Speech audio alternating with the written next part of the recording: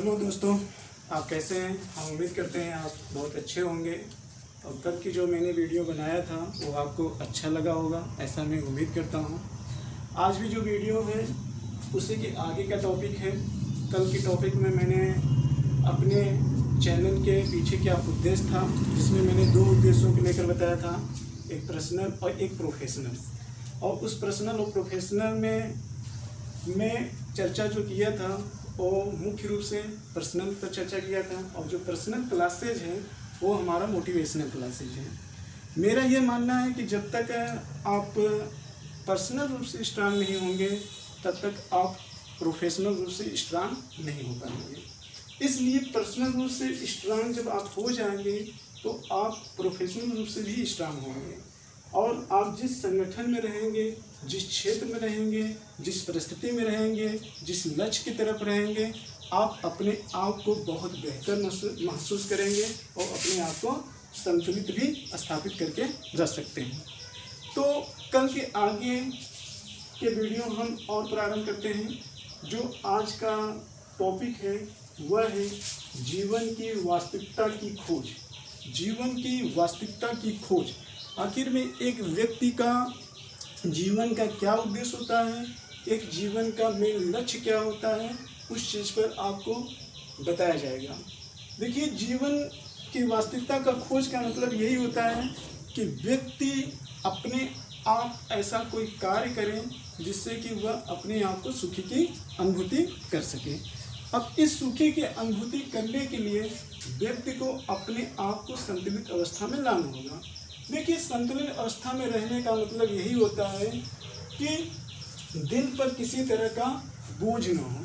हर व्यक्ति वह संतुलित होगा जिसके दिल पर किसी भी तरीके का बोझ न हो, जो बहुत समय तक अपने आप को तनाव में न रखता हो, जो अपने आप को तत्काल किसी भी स्थिति में बैलेंस कर लेता हो, वो किसी भी तरीके से दिल पर तनाव न रखता हो।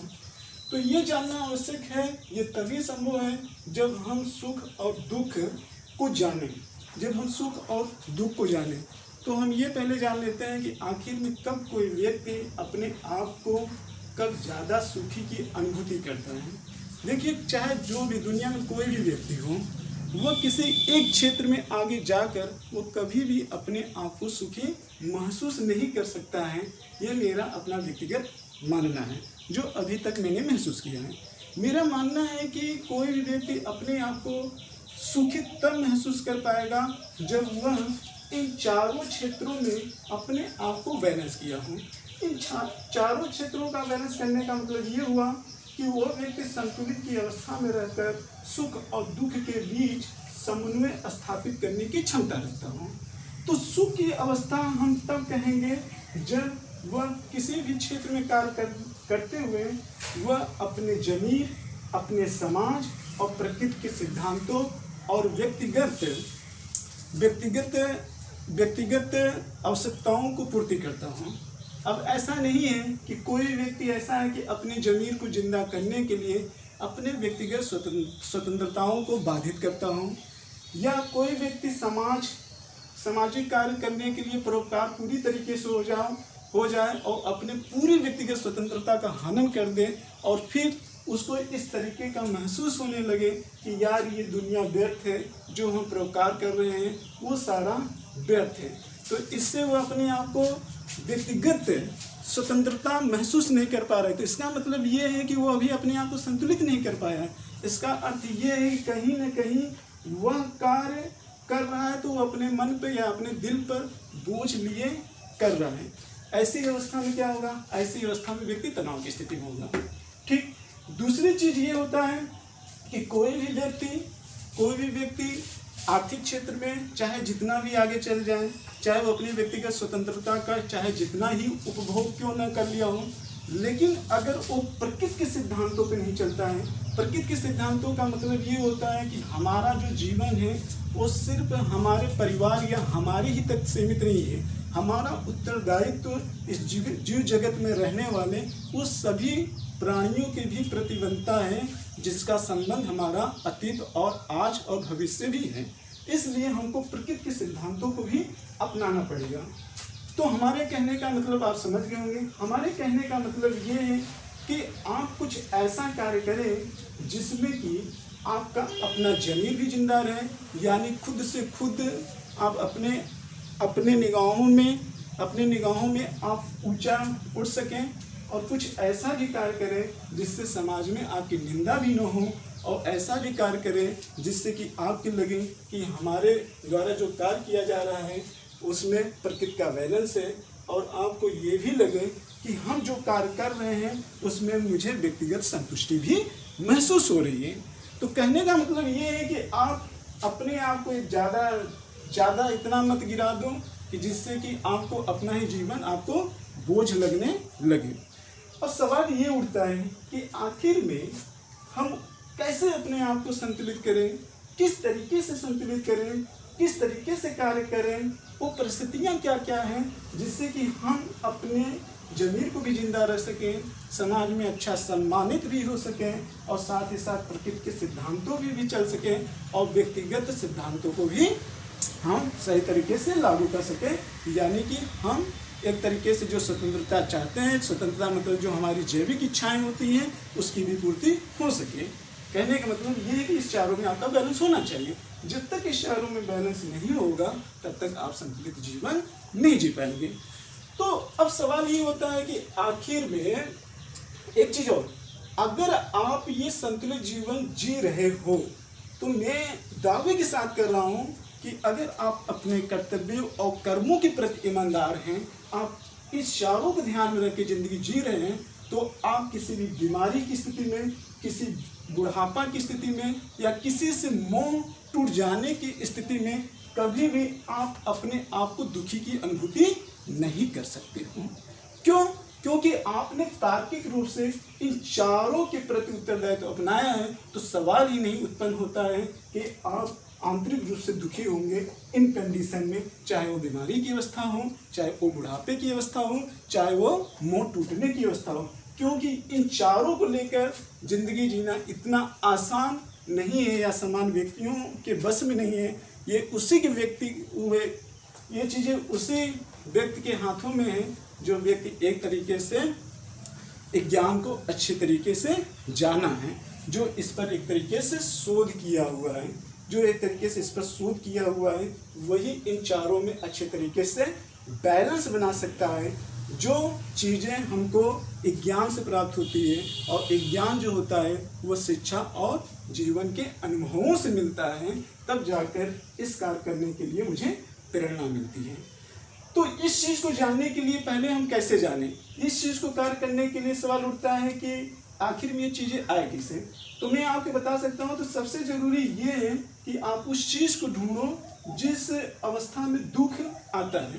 तो दुख की स्थिति, यानी कि दुख आता कैसे है और इस दुख को दूर करने के लिए क्या उपाय किया जाए, तो इसके लिए आपके अंदर एक ज्ञान का होना जरूरी है, क्योंकि ये ज्ञान ही ऐसा चीज़ है जो आपको संतुलित अवस्था में ला सकता है, और ये संतुलित अवस्था में ला सकता है जो आपके दुखों को दूर कर सकता है। क्लियर?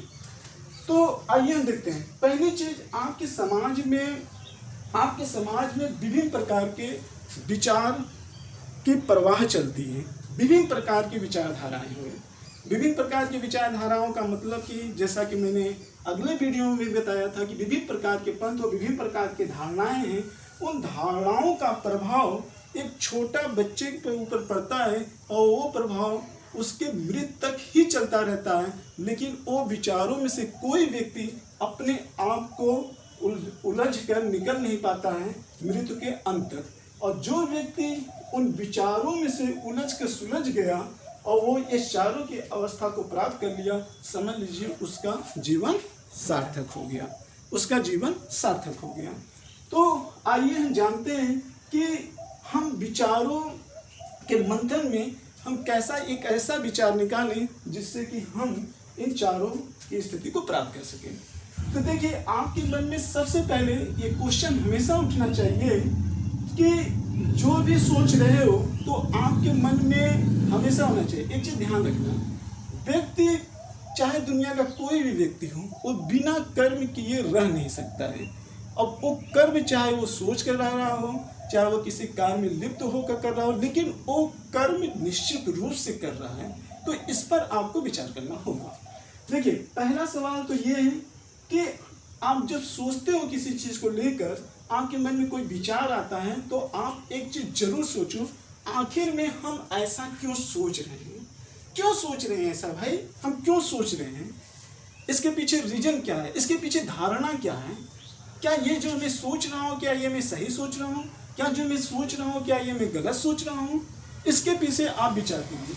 दूसरा चीज जो आपके साथ जीवन में होता है वो ये होता है, जो मैं कार्य कर रहा हूँ इसमें किसी की कितनी भूमिका है, वह महत्व है।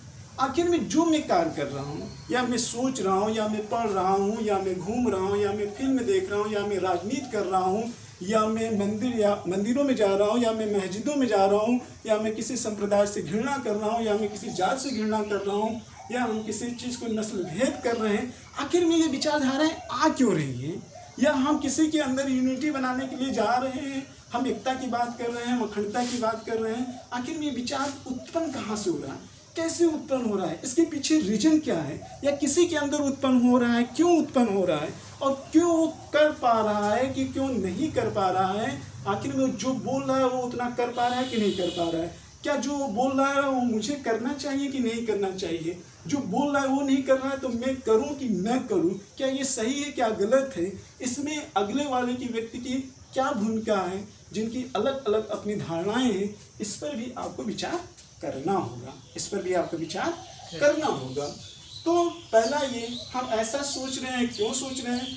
दूसरा ये कि हमारे विचारों पर या हमारे कार्यों पर हमसे जुड़े हुए लोगों का किस तरीके से प्रभाव पड़ रहा है, और वह प्रभाव हमारे अंदर मूर्त और अमूर्त रूप में कितना दिखाई दे रहा है, इस पर आपको मंथन करना होगा।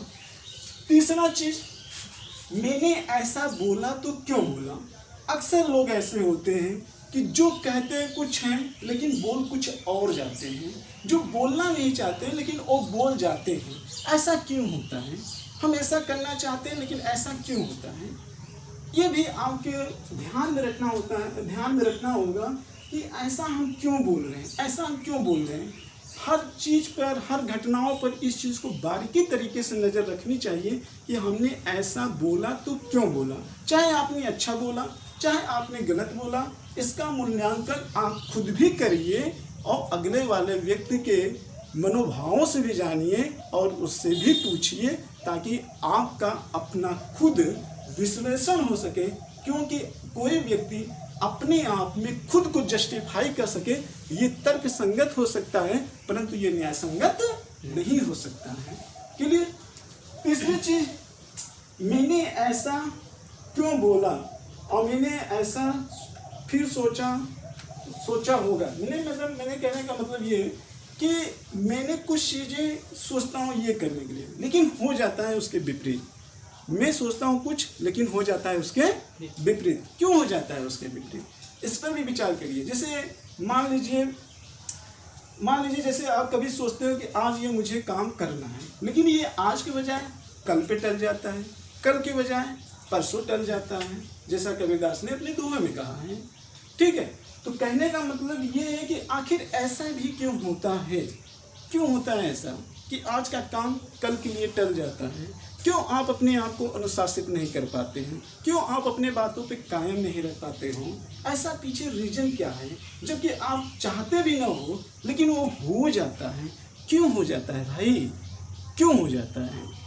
दुनिया का जो एक हर व्यक्ति सफल होता है उसके साथ ऐसा क्यों नहीं होता? क्योंकि जो व्यक्ति सफल होता है निश्चित रूप से वो अपने आप को कहीं ना कहीं अपने जीवन को बहुत ही अनुशासित तरीके से जिया होगा। भले हो एक क्षेत्र में या सामाजिक क्षेत्र में समाज सम्मान एवं प्रतिष्ठा प्राप्त किया हो, भले हुआ कुछ ऐसा कार्य किया हो जो अपने जमीर को हमेशा जिंदा रखा हो, भले वो एक क्षेत्र में ऐसा कार्य किया हो जो प्रकृति के सिद्धांतों में है, लेकिन किसी एक क्षेत्र की उच्च कोटि को भी प्राप्त कर लेना वाला भी व्यक्ति कहीं न कहीं कुछ न कुछ सम्मान के हकदार होता है।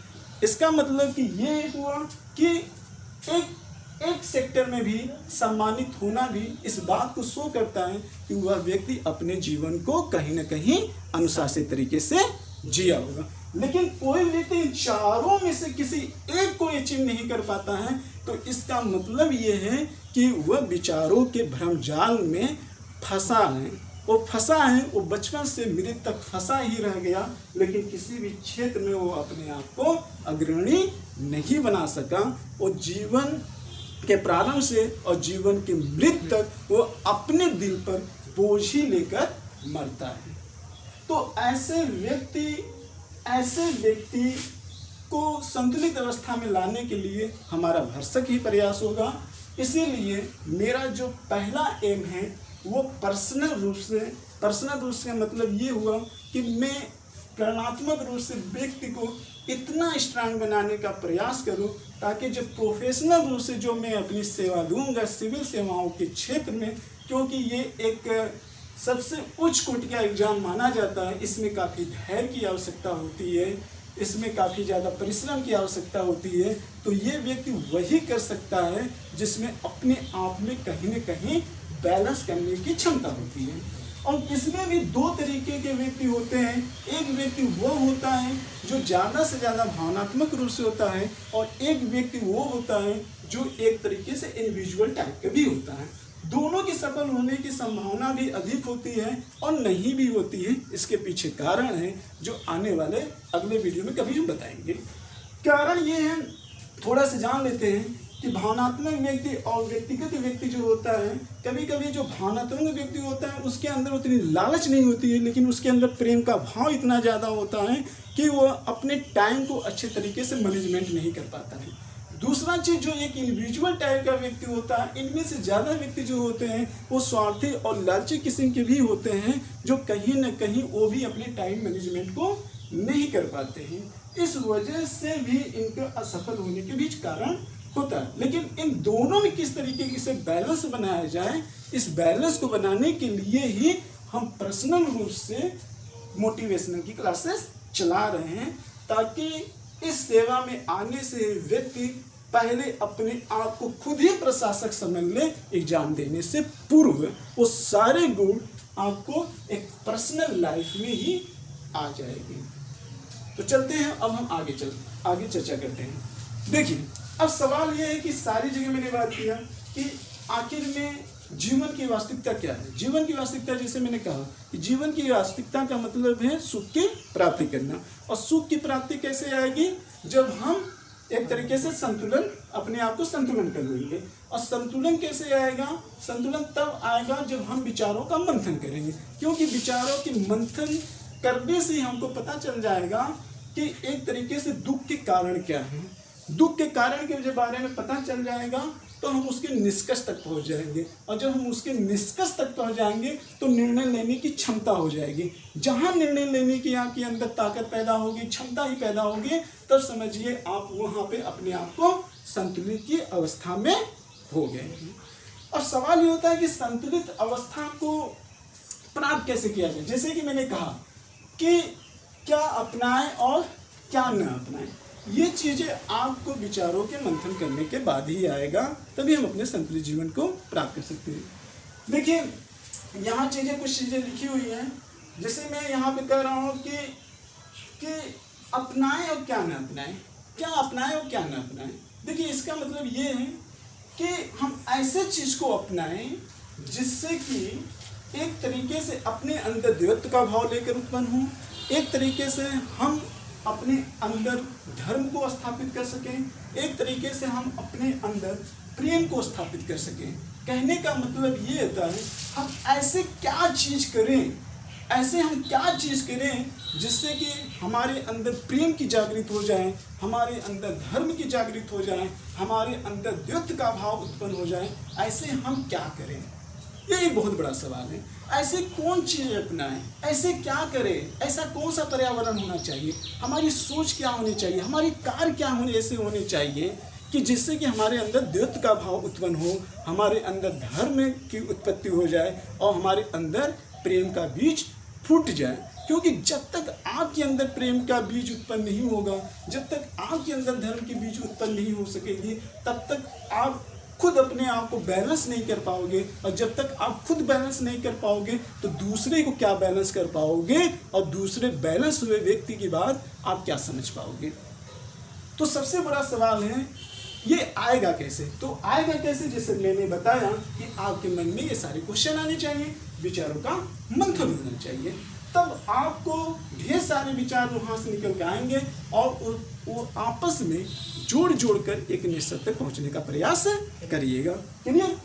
यहाँ तक बात समझ में आई। और सवाल ये है कि चुनौतियाँ कौन आएगी? जो मुख्य रूप से 3 उपवर्गों में, देखिए कहने का मतलब ये है, चलिए ठीक है, हमारे मन में तो ये सारे क्वेश्चन उत्पन्न हो गए, हमारे मन में ये सारे क्वेश्चन उत्पन्न हो गए कि हाँ भाई मुझे ये विचार करना चाहिए और ये विचार करेंगे तो ये अगर परिणाम आएगा तो हम ये चीज़ सीख कर अपने अंदर धर्म और द्वैत और प्रेम का भाव जागृत कर लेंगे। ये तो बात सही है, लेकिन एक चीज़ यहाँ पर और ध्यान रखना होगा, हम समाज के आज उस स्तर पे पहुँच आ गए हैं जहाँ पंथ अपनी चरम सीमा पर है। बात को समझिएगा, हालांकि मैंने कल भी चर्चा किया है, लेकिन आज थोड़ा सा उसका विस्तार होगा। मैंने ये कह रहा हूँ कि आप जरा सोचिए कि आज जिस समाज में हम आ चुके हैं वहाँ पर पंथ अपने चरम सीमा पर है।